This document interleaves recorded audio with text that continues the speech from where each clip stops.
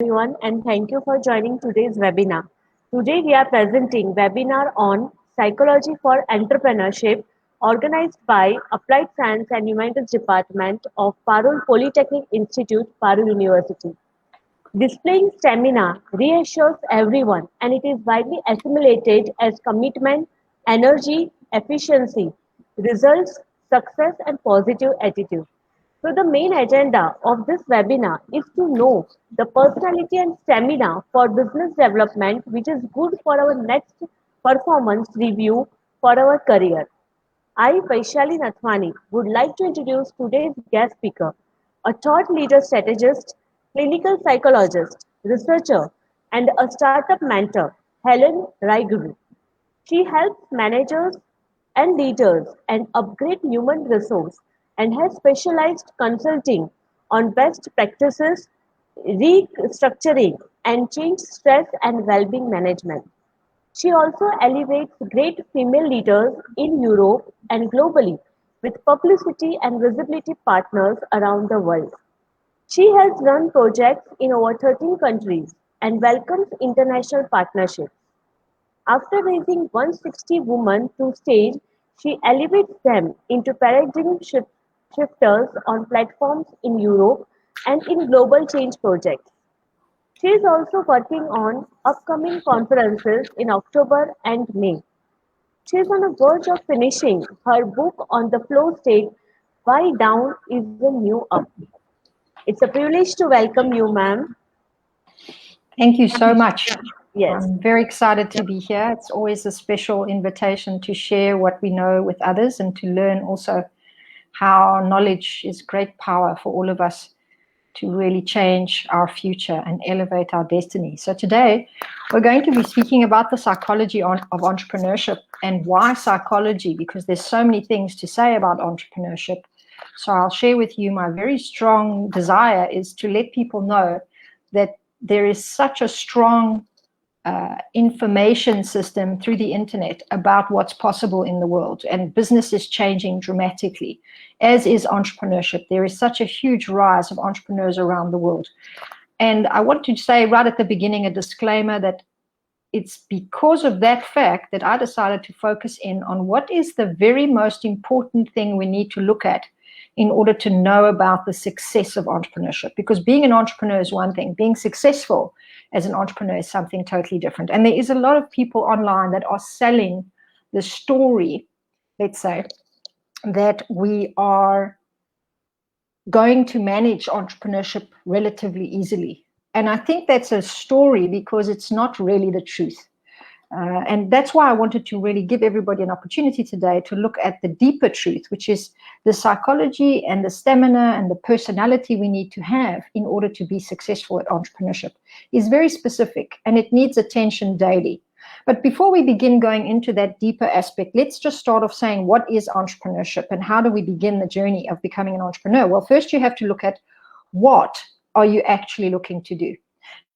Now, when you think about this word AHA, it's the name I used for one of my brands called AHA Intelligence, which talks about the very powerful part of the mind that can have a great idea. We all know that moment where it's like a light bulb moment. There's lots that's been said about it. Many scientists, innovators have had that moment and they figured out, oh, wow, I can do something amazing in the world, or I've discovered something that hasn't been there before. And that is your job as an entrepreneur, is to be able to look deeply into society. And I share with you one of my diagrams here that gives you a very clear way of understanding the graph of possibilities that can take us into deeper inquiry about what am I going to do as an entrepreneur. So we have to look first at what does the world really need.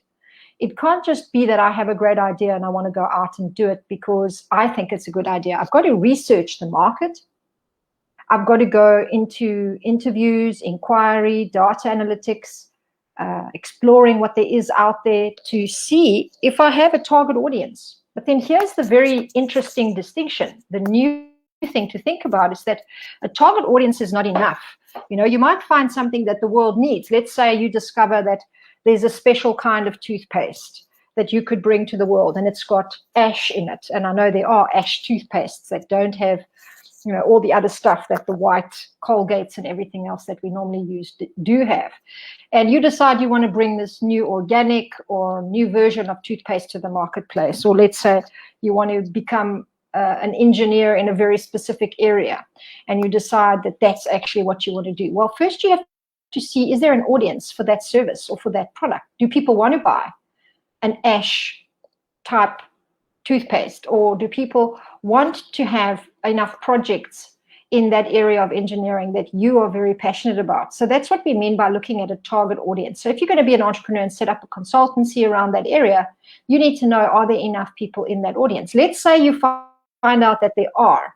Let's say people are interested in a different kind of toothpaste, or in engineering, people are interested in, looking at projects in certain areas, but they're not really willing to put their money behind it, or they won't actually go through a process to test out this new product.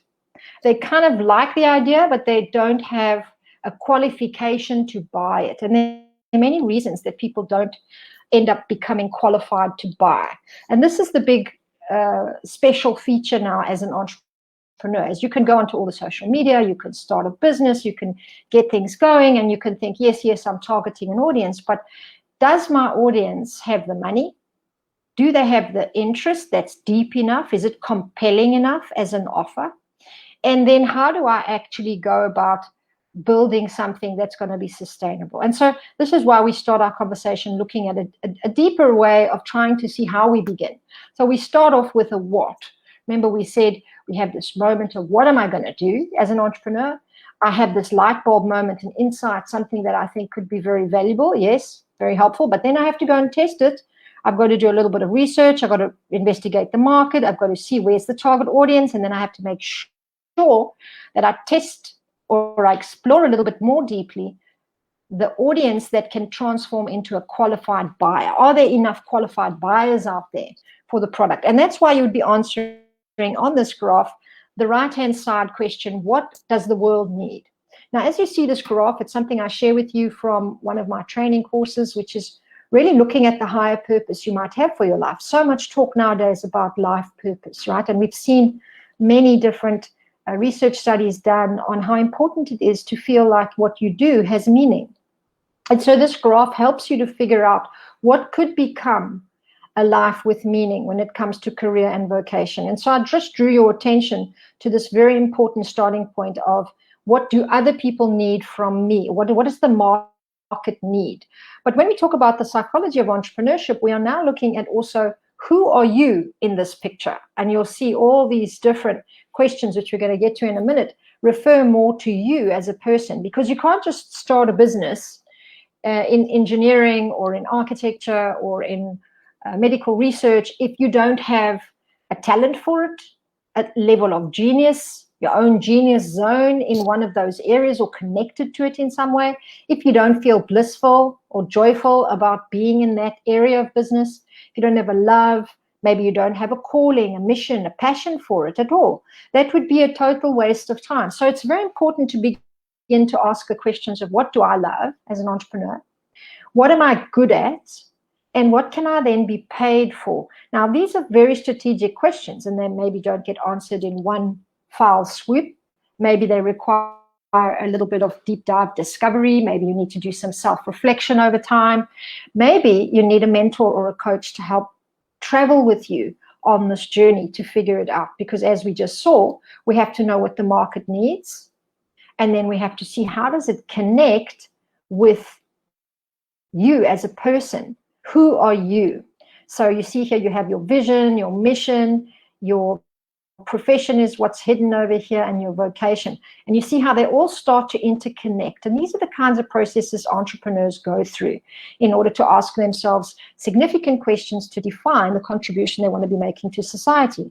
And of course, the next question they need to be asking, maybe you as an entrepreneur, upcoming entrepreneur, are going to start asking then, how?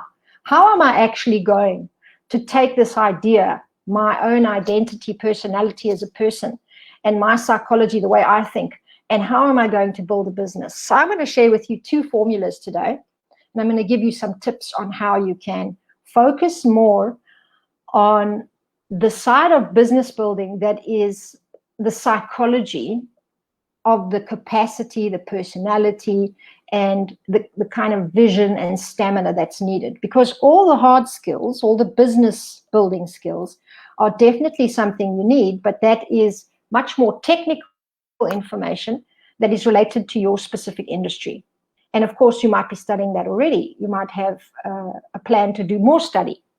And of course, whoever's going to go into a business has to nowadays do lots and lots of new study on what I call this new language of technology, because in order to run anything online or to have a business that has an online presence, or any business for that matter that will need an online presence, there's a certain amount of technology and digital marketing that we have to all learn to do as entrepreneurs. So the one formula I share with you today is one that I use for female global leaders. And this is a formula that I actually developed in order to help women. Can we still see my screen? Can I just get a confirmation?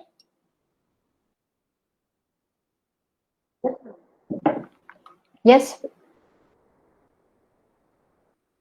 Yes, you can still see my screen? I can't hear you, so I'm just going to carry on, yeah? Yes. All right. Okay, great. So we've got this aha intelligence idea again, that when we have this brilliant idea, we come to a moment where we think we want to make a contribution to the world or to our future, and we want to be entrepreneurs. We have to look at what is it going to take to actually get this business going somewhere. And when I work a lot with personal branding for entrepreneurs, I look very specifically at helping them develop these 4 areas. So this is just one formula, but by all means not the entire plan. But it is very important to look at one's capacity. There's a lot of, I don't want to say failure, but there's a lot of trial and error that is needed, a lot of experimentation that's needed in order to be a successful entrepreneur. To start up a business and make it succeed, you have to have a certain kind of capacity. And this is something that people overlook often. So if you are looking at a future of being an entrepreneur, I want you to make a commitment today to begin to work on your capacity. And I'll tell you in a few minutes a little bit more about what that is and what it looks like. The next area is visibility and publicity. You have to get your business idea out there in some way. You have to make sure that it's visible, that people know about you, that you're in the right audience groups. Remember, we said the difference between a target audience and a qualified buyer. So not just putting it in front of people that need it, but putting it in front of people that need it and are qualified to buy your service or product. And then, of course, we've got this integrity, credibility piece, which is really important in the area of business that I work in, which is with global thought leaders, experts, speakers, teachers, trainers. They have to have a certain level of expertise. But even if you design a product like a new toothpaste, for example, and you decide you're going to sell that product to the marketplace, that product has to have some credibility. It has to do what you say it's going to do. It's got to have integrity. And then, of course, what's original about it? What's a unique selling point that you can say makes your toothpaste different to many others? Sometimes that'll appeal to some people and not to others. Sometimes you can make it appeal to many people if you do educational marketing. But by no means does it mean that you have everything intact. There are still some more things to look at. So the Carnegie Institute a few years ago did some research and found that actually 75% of your financial stability is dependent on these 4 areas. In fact, that means that in order to secure our future financially, we don't actually have a lot of skills that are going to get us there. The skills are only going to get us there 15% of the time. What is going to get us to our final goal is our personality, our leadership, our negotiation, and our communication skills.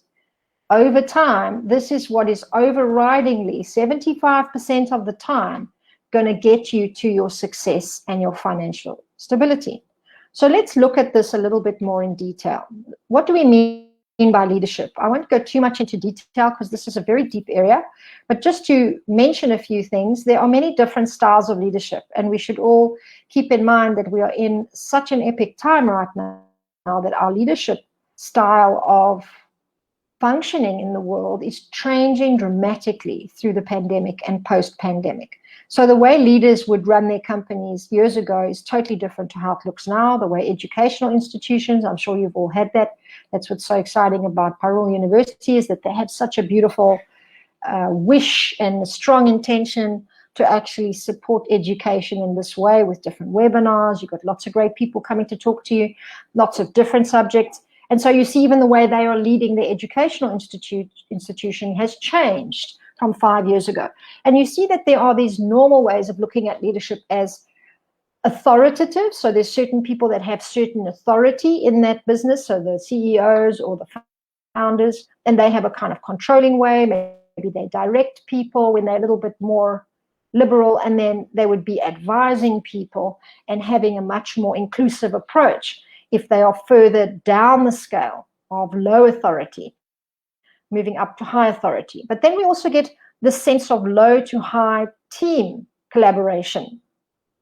And when the team is collaborating, it can actually move all the way to participating. And of course, you see then that leadership styles can become more and more inclusive of the collaborative dynamic in the actual team.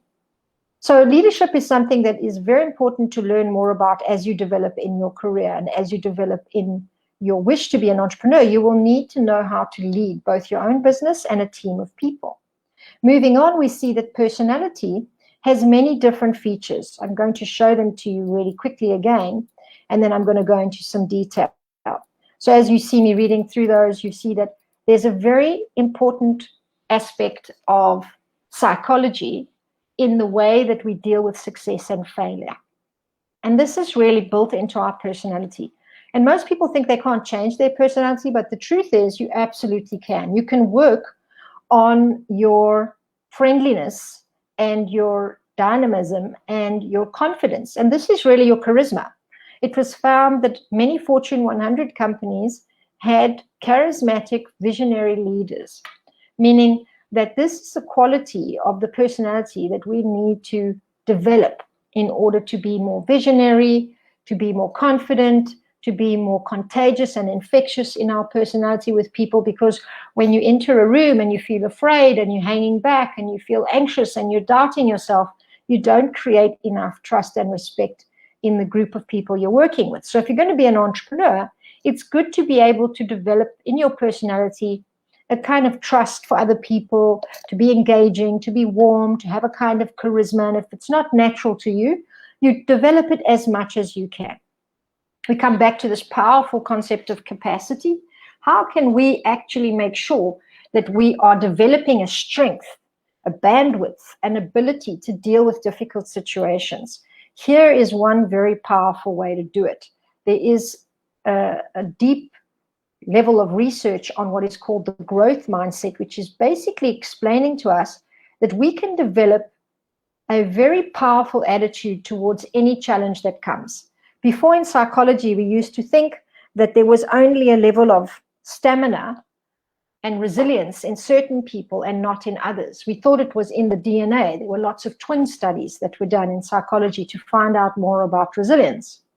But recent research with Carol Dweck has shown that it's not really true that some people are born to be stronger than others. What is more true is that you can learn to meet your challenges with an attitude of learning and growing. And these are the 4 things you need to do that. So if you have a pen or paper, or if you're in the comments section on the streaming Facebook Live event for the webinar, I want you to write these 4 words down on your piece of paper or in the comment box so that you can start to remember them. The growth mindset, the most important thing you can do if you want to be an entrepreneur, is to develop the ability to believe in yourself, number 1, to be able to match your goals daily with your actions, to have realistic goals, not to just set some kind of precedent that you'll never reach and then get depressed. You need to have a realistic understanding of what that market needs and how you're going to build the business to get there. This is now the deep psychology that you're going to be working on every day to build up to your dream, but to match the actions you take every day to get there. Very important is the next one on positive social connections. We need to have good family support, friend support, mentors, people that believe in our higher visions, our higher dreams, people that want to support us, people that know a little bit about what we're doing and they hold us accountable.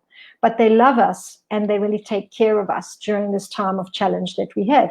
Now, this can get very trying for an entrepreneur. And that's why it's important that you look for like-minded groups, maybe incubators, maybe startup communities. Maybe you can inquire about mentoring. Maybe you can look at different networks that are offering coaching, training, very specific seminars that are going to get you into the companionship with other people that are on the same journey as you so that you increase your positive social connections. And the last one is something that many of us struggle with, and it's really one of the most important things that I teach and many people talk about in many sectors of life, not just in entrepreneurship, and it's the ability to regulate your emotions. Now, when you don't know how to do that, it's very easy to say, oh, well, I don't really feel like working today. I'm just going to go outside and kick a ball around the field because I can do it tomorrow. Your emotion of avoidance or frustration or whatever is sitting underneath the avoidance is something you'd have to learn to regulate. Maybe you pitch for a new project and you don't get the funding. Maybe you're looking for someone to help you with your business and you don't find them and you end up sad, down, depressed, or disappointed. How you manage that emotion and get back on the horse, as we say, to keep riding, to keep going, to keep heading off into what your real goal is really what is going to determine your future success. So a lot of people struggle with 8 emotions. As a psychologist, I'll tell you that these are emotions you've already felt in your life. And they're ones that people come to and try to deal with regularly in session. And they are things that take us into a deeper part of ourselves. And sometimes we don't know how to trust that. We don't like it. We don't enjoy it. But we do have to learn how to see the wisdom of that emotion, understand what we need from the emotion, and then move on. So my next point about personality, but capacity as well, is life-work balance. This is very important if you're going to become an entrepreneur because there's very little structure. And when there's very little structure, there's no boss telling you what to do. There's no office where you have to go into. Maybe you're working remote, as many people are now. It's becoming very challenging to have to look at the stress and strain of entrepreneurship and how it can become quite isolating. It can be a challenge to your mental health. So you'll need to look at how you can thrive and survive in critical situations, both with where we are right now, but in general also how to build your immune system, because it can be weakened and it can never leave us. The power of the immune system is really what eventually needs to carry you through all your stress, your trial, your tribulation. So we have to learn how to slow down, how to make lifestyle changes from the inside out. As we are working on our life-work balance as entrepreneurs, we have to be very responsible for our own mental and social and emotional well-being. So we have to make sure that we learn new practices, maybe mindful breathing, increasing oxygen, which can actually get absorbed much more through mindful breathing. We can actually learn how to oxidate the cells. And I think in India, you have profound techniques. Yeah, we have mantra, we have all kinds of asanas, you have very specific pranayam, you have very beautiful ways of being able to practice this mindful breathing. So you will need a morning ritual, a morning technique, because this mindful breathing is very powerful for brain. It's like food for the brain. It repairs the cells, contracts the muscles, cleanses the body, and it's essential for every cell in your body. So to build this capacity for entrepreneurship, you will need to have a practice that is stimulating and supporting your parasympathetic nervous system and vagus nerve. We know that through this pandemic, many of us have struggled with lots of loss, lots of uncertainty, lots of concern, and with some very special practices, you can actually give your body the right kind of attention and support it needs to be able to generate and create something really amazing at this time, because the market is ripe and ready for new solutions. So this is a time to look at how you can increase and empower your body so that you can have a good balance between the work you're going to be doing and the mental and emotional health that you can offer yourself throughout your journey of an entrepreneur. Now, I added in this section because I wanted to give you some key points. These are areas that I'm focused a little bit more on as a researcher and a trainer strategist, you could say, and I call them the wow factors. And there are specific things that you can use or you can think about that will leverage your success. It means these are things that start to peak performance. Certain high performers are showing us ways to optimize brain function. There are many ways to do that. You could actually have a specific program online that actually takes your brain into an alpha brainwave frequency. Some music does that. The ragas, for example. Nad yoga is very deep in its teaching of how it can provide a very powerful resource for you to use the vibrational field around you to take your brain into higher states. And I really believe this is the future. Many of us that are not doing these kinds of techniques are going to be left behind because technology will become so overpowering that the brain will not get rest and it will not necessarily operate in optimal states. So we have to learn how to do that. And there are many ways that you can. If you follow me or you connect with me, I will let you know about ways that you can find out more. One of the areas you heard at the top of the training session on flow is one of my primary areas of interest because it was here that I discovered that there is a way to actually take your brain and body into a very powerful, focused state where you go into what is called the flow state. And this is like getting into the zone, some people say. It's like that moment where you feel so in tune with everything around you that everything feels easy and it flows.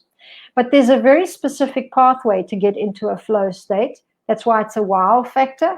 And it's seen in people that practice high performance sports or athletics and people who are surfers, who ride the waves, and even some musicians have reached these flow states. So if you want to optimize your performance and get into higher levels of possibility to make sure that you're in a good, strong vibe while you are an entrepreneur, this is one thing to think about as well, is the flow state.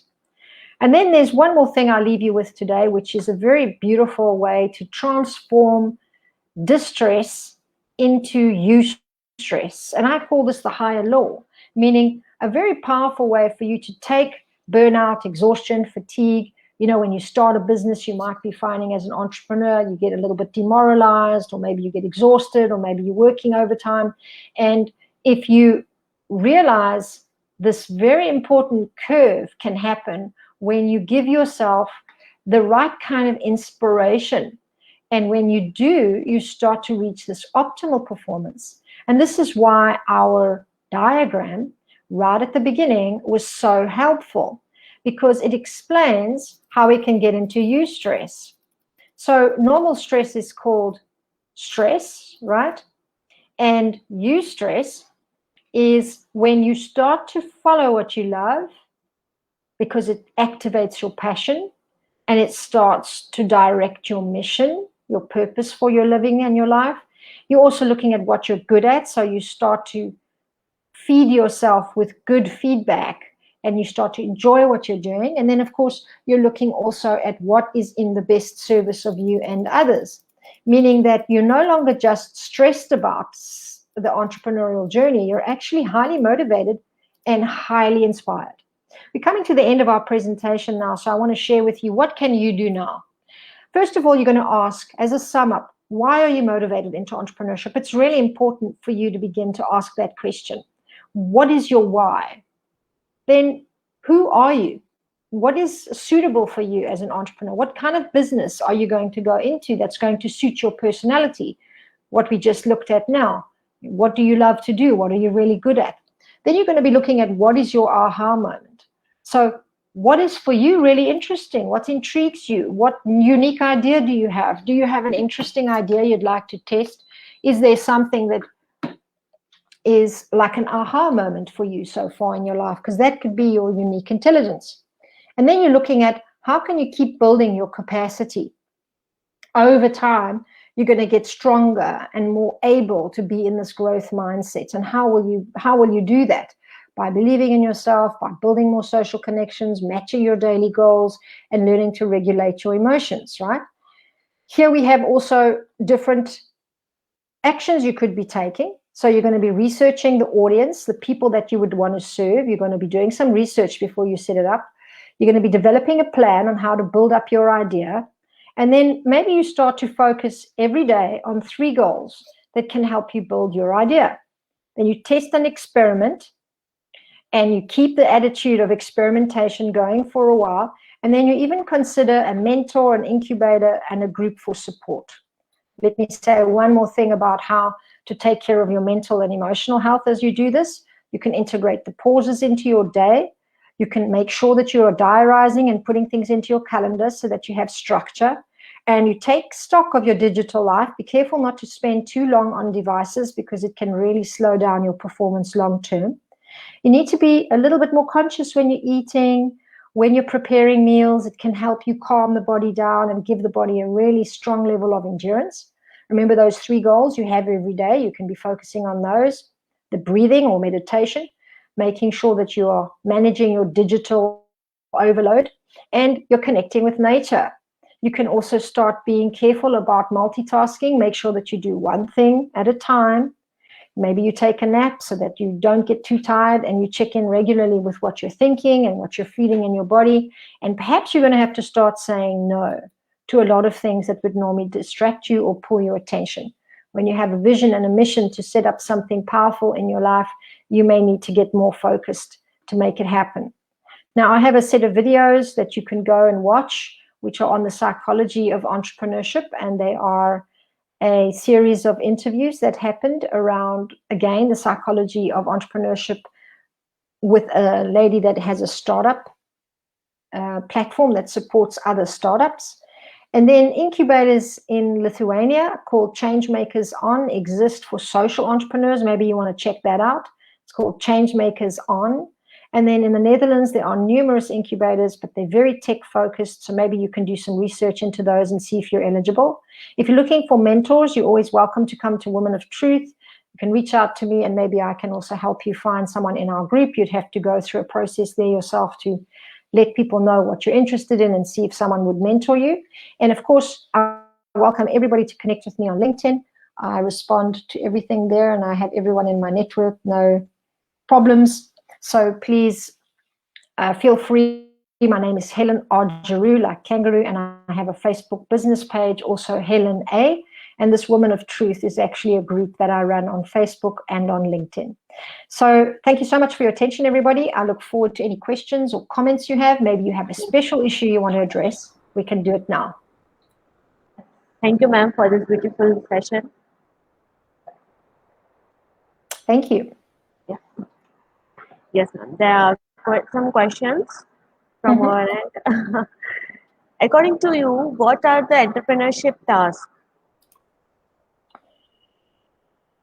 Is that somebody that you can ask to be more specific about what kind of tasks? Or it is a general question. Yes, as a general matter. Okay, it's quite a general question. So let me say it really depends on where you find yourself. If you have no idea what you want to do, I outlined in this presentation some options where you would first have to do some self-inquiry. Some understanding yourself is important. So the tasks are many, and there are many ways up a mountain. You know, you can take a long road that goes around the mountain slowly, or you can go straight up, but it will be much more difficult. Or you can maybe build some way to step on rocks. It really depends on you. So if you are going to start, you need to start to ask yourself, really first, what is an idea that you have? Do you have an idea of something you want to do? That would be a task. And then secondly, is to actually reach out to communities that run startups. That way you will get into the flow of thinking a certain way and beginning to find out what kind of market needs there are. So what are people focused on right now? Can you do some research on that? What are the new trends for the future? I'll say for you now, energy and water purification and climate management are 3 very important global issues. a lot of businesses are trying to solve the first two problems. The third one, everyone's confused about, climate. But the first two, energy, saving energy, and purifying water, is becoming two very important areas for engineering, for startups that are looking at providing solutions for that. So as engineers or as universities studying those subjects, look at what is in your industry that people are needing. Where are the problems in your industry? So first you look at who you are, what you're interested in, and how excited you are with what you do. Second, you look at your industry. What are the problems in your industry? And are there any of those problems that you would like to solve? Get in touch with a group or like-minded people that are starting to inquire about entrepreneurship or who are on the road to building something, startup communities, and figure out in there where you are and who you might be able to be working with. Those are 3 steps to start off with. So we have to search for a group of industrialists, right? That would help to solve the problem. It depends. If you're going to run an organization yourself and you're going to be a solo entrepreneur, that's one thing. If you're going to build a team and you want to actually build a company, you will need people that you trust that have the skills that you don't have. So if you want to build a team, you find somebody who's able to help you with skills that you don't have, but is also passionate about your idea and maybe can offer something that is valuable for you. That's why you would choose them. Once you have a team member, if you're going to run it together with someone or you want to build a team, you can be eligible for an incubator. And an incubator is a special place that helps people with free mentoring, business coaching, funding, etc., to help build a new business idea, because everybody's looking for a new business that's going to make money. And so there are people that are prepared to invest in that. Yes. Does that answer your question? Yes. So sometimes students get afraid that if they get failure, they are not in a mood to start for any company, right? Because of that afraid fear. Yes, Yeah. exactly. So yeah. And this is why we do this presentation, because the fear is very natural and very normal. The question is, can you build the strength of a lion in your life to be able to not take the disappointment, the failure personally? Because here's the truth. Entrepreneurship requires experimentation. And by virtue of experimentation, if we look at all the great scientists through time, we can see that every single one of them had to experiment many, many times before they got the answer. If they gave up after the first time, the second time, even the 10th time, they would never have reached this very powerful discovery. And the same is true for many big corporations and companies. I think you've all seen and heard all these wonderful quotes online by Steve Jobs and by Zuckerberg and by this one and that one, people who built really big businesses, big brands. They all had many, many trials and tribulations. They had to experiment for a long time before they found the formula, the sweet spot of what audiences were prepared to buy. So if you want to be an entrepreneur, try and ask another question. Do I have the patience to deal with all the different experimentation I have to go through to get there? Because it's not a walk in the park. It's not easy at all. It requires discipline, consistency, patience, experimentation. And here's the most important one, not to take things personally. You are experimenting. You are investigating what the market needs. If you've tried one whole big thing and you don't get enough response, you haven't hit the right spot yet. You have to try again. So get ready to try 90 times. 90. And maybe 91 till you success, right? Yeah, and that's why you build your capacity. That's why you try to work on your personality. That's why you learn to communicate, to negotiate, to lead. That's why you're looking at optimizing your brain, making sure that you're in nature, because you have to regulate your life-work balance long enough to be able to get successful results. Those are the ones that succeed, the people that manage over time to go into all those disappointments and to come out and to come out and to come out. And we know now, just last point, that young people are given a very different way of looking at the world through technology. And unfortunately, it's not helping you to be in the world of technology so much, because you think that by pushing buttons, things happen. And it gives your brain an idea that things should be quite quick. But in reality, it takes a lot of work to get a result. You know, if you want to bake an apple pie or you want to cook some biryani, it takes some time. You cannot force it. That's what tastes so good. The same thing now with succeeding in a business idea. It takes some time to put the right spices together and to be able to do it over and over and over again, so you become really good at it. So you should be patient, right? Patience You must should be be there. patient. Patience is very, very important. And don't blame yourself. Just know that you are in the experimentation. But nowadays, students are not sufficient patient, having patience. I know, and this is the big struggle that I think we have to help as adults, is to put some challenges in front of students and to support them in every way possible to succeed, and then to show them that that strength that comes from this challenge, meeting that challenge, is what they will build with. But it's not possible to learn any of that without a challenge. So if that's coming up in someone that there's not enough patience, maybe it's not the right time for entrepreneurship. You know, maybe then you have to be for sure looking for a group, working in a team, so that you can all come together and bring a new attitude to how you will deal with all these challenges.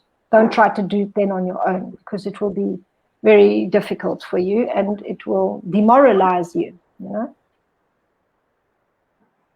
So we should also teach our students that failure and progress both are the sides of the entrepreneur, right? Right, and I like to replace the word fear with respect. Anything that we fear, if we learn to respect it, we can start to have a different relationship with it. Because when you respect something that you're afraid of, you will see that it can teach you something very powerful about your own strength. The same with failure, to replace the word failure with experimentation. So this idea that you failed is not really the whole truth, because you've only not succeeded in that moment, and you are on the way to succeeding because you need many moments to succeed. So if you read every moment as a failure, it's like you close off the whole conversation, or that you feel like you've answered the question, but the question is not answered until you've tried 90 times. And maybe if you're lucky, at time number 40, you have something of an answer, or maybe time number 4. No one knows how long it will take. So you cannot afford to call it a failure, because it will stop you way too soon. And the truth is, we are way stronger than that. We just don't expect enough from ourselves. That's why we don't see it. Yes. Sometimes, ma'am, students come complaining with us that in a group startup, they have issues with each other, right? Some are working more, some are working less. So how we can approach to that thing? Oh, I love that question. It's the eternal difficult question of all time. Yes. Look, when we are very mature and very conscious as human beings, that kind of thing doesn't happen to be a problem. It still happens. This is what's so interesting. It still happens. But what's amazing is that it's magical, because some people will come and step into a role and do the work in the beginning. And then the other people will start, because they're conscious and mature, they will start to see that someone else did the job for me, or did the job in the beginning. So now I have to give my contribution, and then they will come when they are ready with their contribution. And everybody trusts the right time will come for everyone. And when you have conscious and mature people, this is possible. I've seen it and I've been in groups like that. It's not common. But for everyone else and for all of the other times, we are all always in groups where some people do more, other people do less. There's conflict, there's different personalities. So here's what I say to that, is that it's a question of personal responsibility. And for all of us who are becoming parents, for all of us that are children of families, this is something we have to learn in the family, is personal responsibility. And unfortunately, if your mother's done a lot of things for you, or if your brother and sister are older and they've done a lot of things for you, you might be confused about this kind of stuff, or you might be the brother and the sister that's just tired of doing too much. So you just do less now because you're angry and frustrated that everybody else is just taking advantage of you. There are many reasons for why people can act out like that in groups. But one solution is to look at what you are really good at and to find out what everyone in the team is very good at. And then to give everybody the chance to do something that they're very good at, and then something that they can learn to do with someone else, and to create that partnership system. This starts to help the group get more activated and more equally contributory to everybody else. It's not so easy to manage it, so it needs a little bit of thinking, a little bit of brainstorming, a bit of planning. But if there's some mediation or some formula that you could teach students, it would be that, is how can they do an assessment of the gifts and talents of every person, and then how can they buddy up to do something with someone that can teach them how to do something they don't know how to do, and or another way around, right? This is the best way until there is enough maturity and consciousness. I think transparency matters, right? Transparency should be there between, yes. Absolutely. You know, I think every single meeting needs to be noted. Somebody must take the minutes. The best thing is to move that responsibility around the whole group. So every day someone else takes the minutes. And there's a format. There's the date, there's the time, there's the person speaking, what they've said, and a decision that's made. There's a call, there's an action, a call to action, and then those minutes get circulated through the group regularly. Or there's a book, a manual, a file, a folder somewhere, a data, a USB, whatever. And everybody has access to it, and everybody's knowing the train of thoughts through the process. So transparency and communication is important, two important things within group. The communication is very overlooked and very difficult because everybody thinks they communicate well. But the reality is, until everybody realizes this deep psychological fact, is that you are actually listening to people through your own ears, from your own head, from your own life, from your own reality. So what you understand from people and what you explain to other people that they understand from you has many, many different layers before it makes sense. They can feel you emotionally, they can feel you intellectually, they can understand you only literally, they can understand just the surface. It's really a complicated thing, communication. So one technique, very powerful, is to ask the person to repeat back what you've said, especially when you make important decisions. You could have moments in the group where you say, right, can someone give us a quick summary of what we've decided so far? And then you fill in the information that's missing. You give a chance to everybody to repeat and hear again where you all are. So you create something in psychology we call consensus reality. The group has consensus. It's very important to find little tricks like that to make sure you level out the communication. Otherwise, things go on and on and on and on. Some people like to talk and talk and talk and talk like me. And you never know Yes. if anyone's understanding it. Yeah? Yes, the result will be zero. Yeah, you got to ask for feedback. Yeah. It's that true. So if we give a task, we have to get the result also, right? We need to manage the expectations also, you know, like we have expectations from people have expectations from us, and to get results in life, the more we manage those expectations, the more successful we can be. Yes, that's true. Expectations, and it's very difficult to fulfill all the expectations, ma'am. Very difficult. So your students are actually starting new businesses? Yes, ma'am. They are also starting with startups. Here is there is a cell also, that is entrepreneurship development cell. They are helping the students for new startups and projects and how to get funds for their projects. Okay. And even our university is providing the funds for that thing also. Wonderful. Well, I want to make an offer to the group and to the university that if we have female founders, I Yes. would love to support them and mentor them and give them access to visibility and potential funders as well. I'm looking Okay. very specifically for social entrepreneurs. So, Women of Truth, the movement I run, is interested in elevating more global female leadership.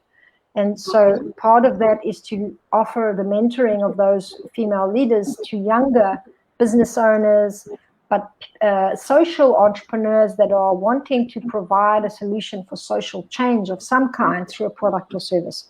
So if there's an innovative product that is not damaging the biosphere or the planet, and Environment. it's really Yes. helping humanity, then we can definitely get behind that and try to help in some way. We can offer many different things around visibility and mentoring. Yes, there is also another cell, ma'am, that is social representative cell. They are working for women's entrepreneurs only here in Paro University. And Wonderful. yes, they are also opened a store where the ladies from nearby villages are coming and giving some of their time here, and they are being paid for that thing. Excellent. So Yes. maybe we could help some of the entrepreneurs that want to have a global reach. Yes. We can provide opportunities for them to get their work announced into Europe and globally through what we're doing. If they have some solution for the future or they're pioneers of some change that will support humanity in some way, I would love to learn more about them. And Yes, maybe sure, we ma'am. can put some connection with that group that you mentioned. If you could send me the details, Yes. I would love that. Yes, sure, ma'am. We will communicate with you further. Great. If there is some team leaders in female also, if there are coming some projects from female students, then we will be letting you know. Sure. Wonderful. Wonderful. Yes. Okay, Yes. great. Yes. One last question was there. How can we focus? You told about the three goals for day-to-day life, right? So how Yes. can we focus on that three goals? This is the last question. Yes. A wonderful question, and it's something I do as well, because the day can get so full of many things to do, and there's so many things you didn't maybe finish yesterday. So this way of having just three is very comforting because it's not too much and it's not too little. If you get those three done, you can definitely progress because that's 10 things a week. So try to think of the three things that are going to get you furthest with with your goal. So, and be really realistic about it. So how do you choose? If you're going to do some research, you can decide that today you will do, the first thing you're going to do is an A4 sheet of links related to the topic that you're researching or related to the market research that you want to find out more about, maybe 3 articles, something. You do one action as one task. The second task is, depending on how you're building as an entrepreneur, you have to think about what is the priority. I always get from my coaches and mentors, because I still have them, is the 3 things you're going to do today that are going to get you where you want to go quickest.